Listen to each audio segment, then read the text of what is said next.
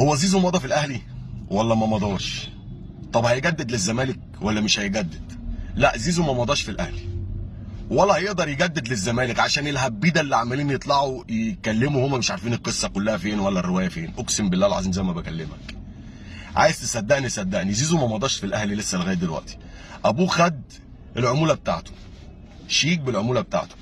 طب ايه قصه الاعلانات اللي عملها زيزو اللي فاتت دي كلها؟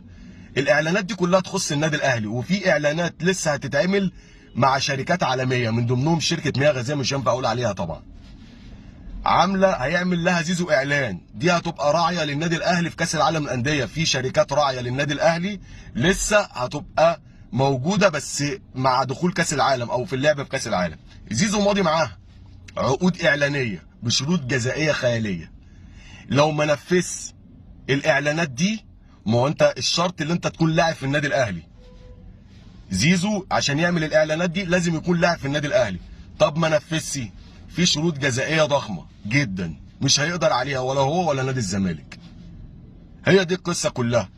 والاهلي ما رضيش يمضيه عشان ما ياخدش العقد بتاعه ويروح يضغط بيه على نادي الزمالك، يقول له بص انا عايز اكتر منك علشان خاطر اجدد لك. بص الاهلي مديني كام. هي دي القصه كلها يا جدعان. لو عجبك الفيديو ما تنساش متابعه اخوك الاهلي.